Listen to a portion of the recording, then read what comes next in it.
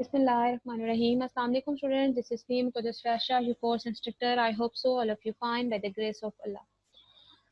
चलते हैं अपने लेक्चर की तरफ. Welcome to Object Oriented Programming class, students. In the last lecture, we have been covered how to declare member function outside the class. In this lecture, we will see constructor. Most important topic है हमारा what constructor. Move करते हैं अपने lecture की तरफ. Constructor basically होता क्या है ये कंस्ट्रक्टर किस तरीके से डिक्लेयर करते हैं, इसका पर्पस क्या होता है, कहाँ पर हम इसको यूज करेंगे, आज के लेक्चर में हम वो सब कुछ सीखेंगे. सबसे पहले कंस्ट्रक्टर है क्या? A type of member function, यानी इसका मतलब क्या हुआ कि ये एक मेंबर फंक्शन की क्या है, एक टाइप है. टाइप होता है, एक किस्म का मेंबर फंक्शन होता है ये.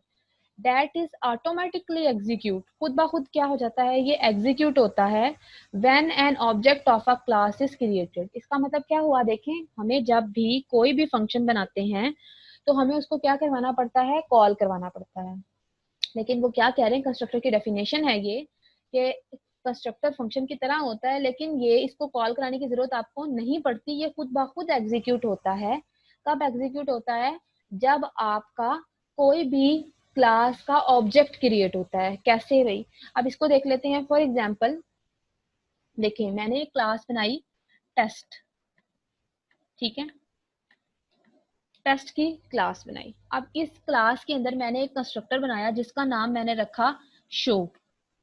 अभी मैं कोई सिंटैक्स और किसी की बात नहीं करी, फॉर एग्जांपल, क्योंकि मेंबर फंक्शन की तरह इस तरह का शो. तो क्या कह रहे हैं कि ये जो इसको कॉल करने की आपको जरूरत नहीं पड़ेगी. यानी फॉर एग्जांपल अब आप मेन में आ जाएं.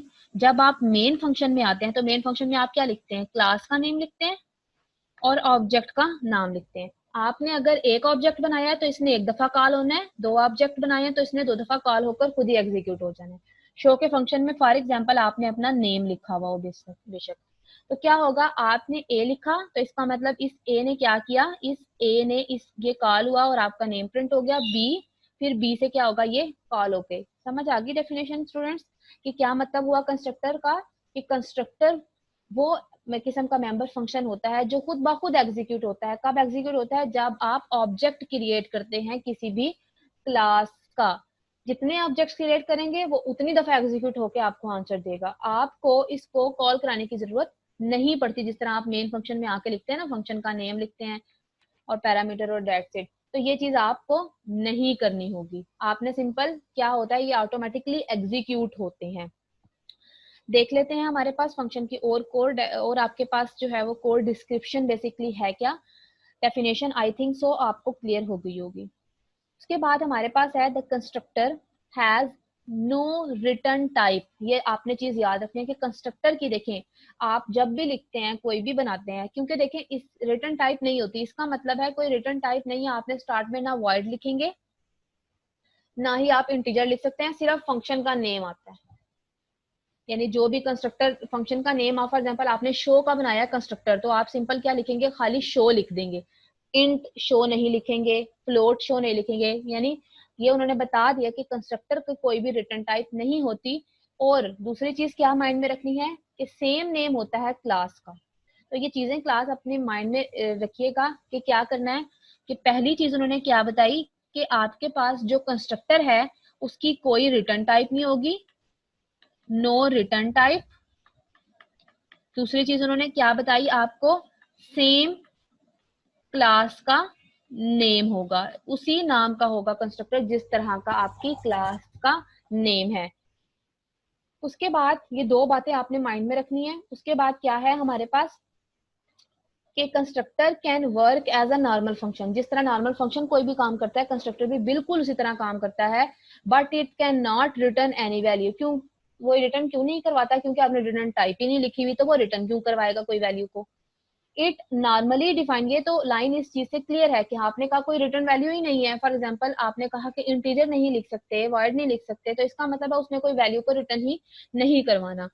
It is normally defined in classes to initialise data member. Data member को जब आपने इनिशियलाइज करवाना होता है, देखिए आपने इनिशियलाइज करवाना है तो आप क्या करते हैं, कंस्ट्रक्टर बना लेते हैं. आपको पता है जब भी ऑब्जेक्ट ने कॉल होना तो इनिशियलाइज खुद ब खुद हो जाएगी वैल्यूज.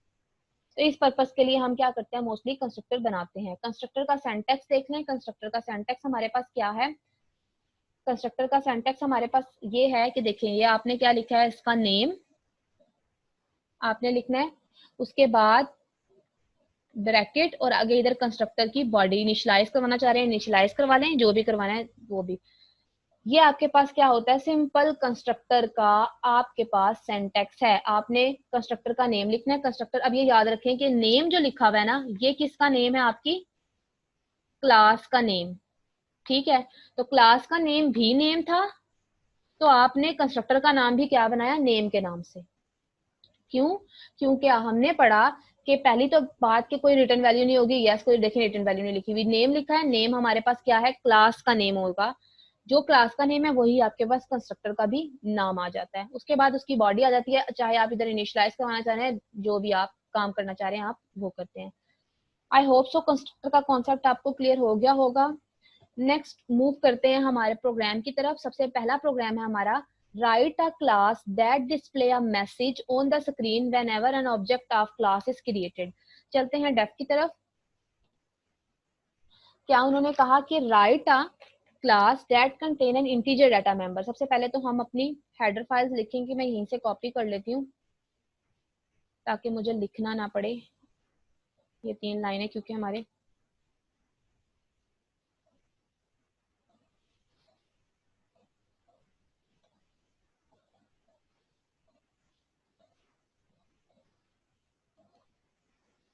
क्यों कॉपी नहीं हो रही है।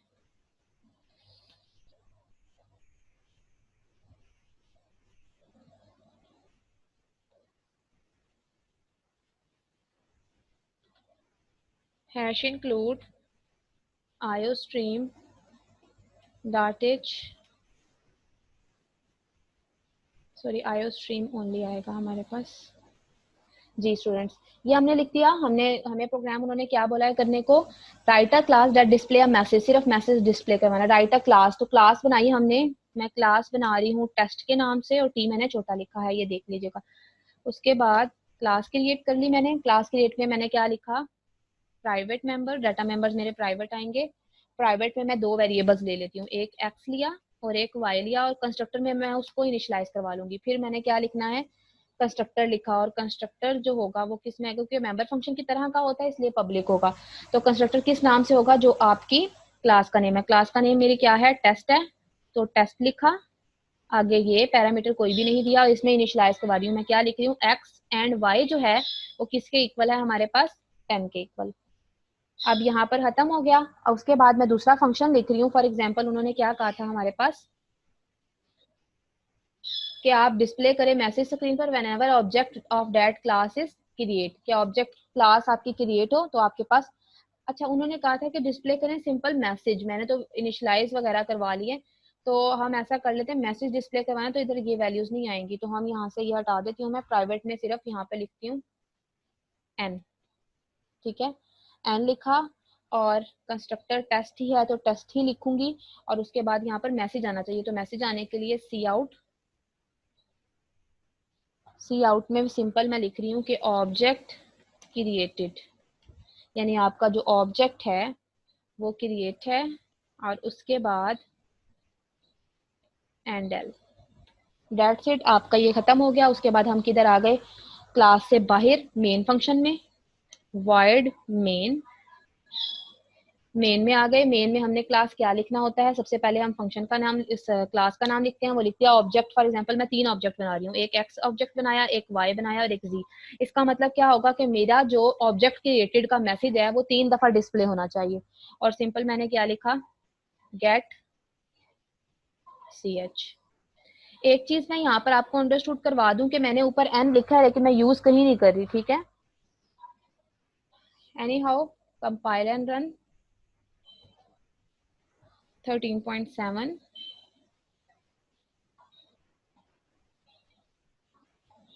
void main, सॉरी, हाँ जी, डेव में होता है, यहाँ पे हमें क्या लिखना होता है, इंटीजर मेन और रिटर्न 0।